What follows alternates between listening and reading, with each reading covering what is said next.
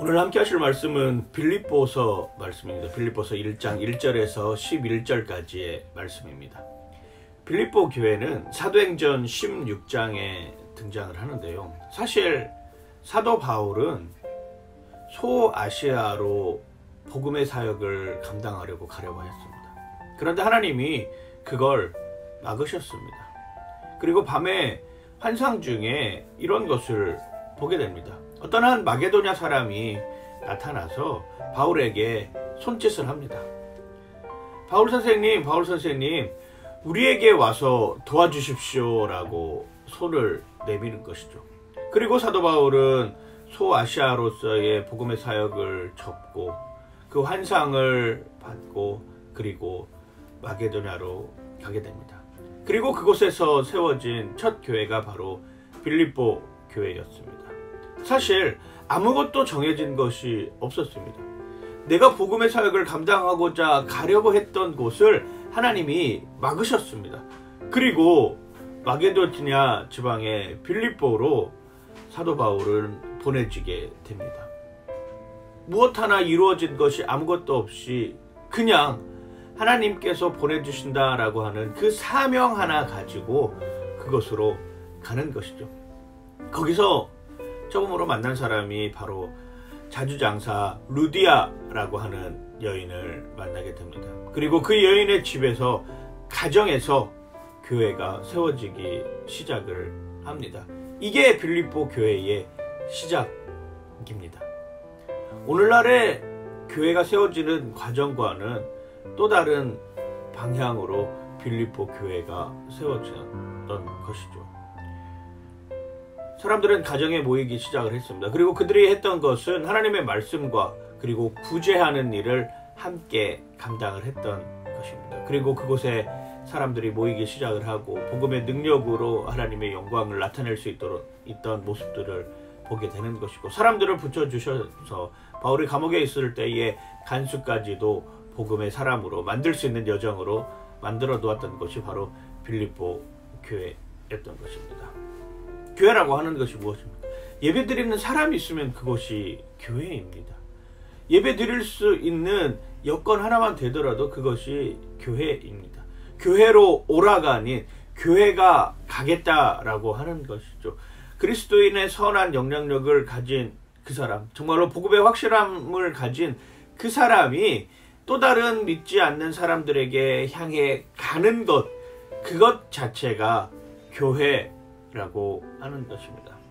사실 바울이 빌립보 교인들에게 편지를 보낼 때 그들의 상황은 쉬운 여건은 아니었습니다. 빌립보 교회는 가난했습니다. 그리고 빌립보 교회는 로마의 폭정과 그 당시에 세속주의에 빠져 있으면서 그리스도인들로 살아간다라고 하는 것이 정말 너무나도 핍박받는 이런 상황 속에서 살고 있었던 모습이었습니다. 그리고 그들 사이에는 내분까지 일어나기 시작을 하였습니다. 바울은 감옥에 있으면서 빌립보 교인들에게 정말 끊임없이 당부하고 있는 것이 감사와 기쁨으로 여러분들의 신앙생활을 지켰으면 좋겠다라고 하는 것이죠. 그리고 그러한 내분이 그리스도로 인해서 화평한 삶을 이루었으면 좋겠다라고 하는 것입니다. 그리고 교회 안에 들어와 있는 거짓 교사들에게 경고하며 그들에게 하나님의 선한 영향력, 그리스도의 확실한 복음의 순수함을 잊어버리지 말아라 라고 끊임없이 이야기를 하고 있는 것입니다. 그래서 우리는 감사할 수 있고 기뻐할 수 있는 것이죠. 왜? 그리스도의 확실한 복음의 신실성이 우리 안에 있기 때문입니다. 빌립보서 1장 5절은 이렇게 표현을 합니다. 너희가 첫날부터 이제까지 복음을 위한 일에 참여하고 있기 때문이라. 교회가 세워지는 그 순간부터 복음을 전하고 그 복음이 세워지는 모습들이 지금까지 환난의 때에도 핍박의 때에도 어려움의 때에도 함께하고 있다라고 하는 것이 감사의 조건이 되고 기쁨이 된다라고 이야기를 하고 있는 것이죠. 그것에 감사하고 있는 것입니다. 1장 6절은 이렇게 표현합니다. 너희 안에서 착한 일을 시작하신 이가 그리스도 예수의 날까지 이루실 줄을 우리는 확신하노라. 우리 안에 일어나는 착한 일이 무엇입니까? 그냥 다른 사람을 단순하게 도와주는 게 착한 일인가요? 아니죠. 복음을 전하는 것이 착한 일입니다. 내가 믿고 있는 그 예수를 전하는 것이 착한 일이라고 하는 것입니다. 이게 예수의 날까지 이룰 줄을 우리가 알아야 된다라고 하는 것입니다. 이게 우리에게 있어서의 희망이고 이게 우리에게 있어서의 기쁨입니다. 우리는 그런 마음을 가지고 있습니다. 우리 안에 예수 그리스도의 심장이 살아나게 된 것입니다. 예수 그리스도의 심장이 뛰는 순간 내 심장도 동시에 뛰는 것입니다. 예수 그리스도의 복음의 심장이 뛰는 순간 내 심장도 같이 뛰면서 그 복음의 사역을 감당하고 있는 것이죠. 바울이 빌립보 교회에 이야기하고 있는 것이 바로 이것입니다. 복음의 순수성을 지켜라. 그리고 예수 그리스도의 복음 안에 확실하게 거하라. 그리고 예수 그리스도의 심장이 뛰는 그 순간 내 심장도 뛰고 있음을 기억하며 내가 하는 일이 아니라 하나님이 하고 있는 일이라고 하는 것을 믿고 하나님이 하시고자 하면 그 방향에 따라서 순종하겠습니다. 고백하는 그 고백의 모습으로 오늘 하루의 삶을 살아가는 여러분들 되시길 주님의 이름으로 간절히 축원합니다.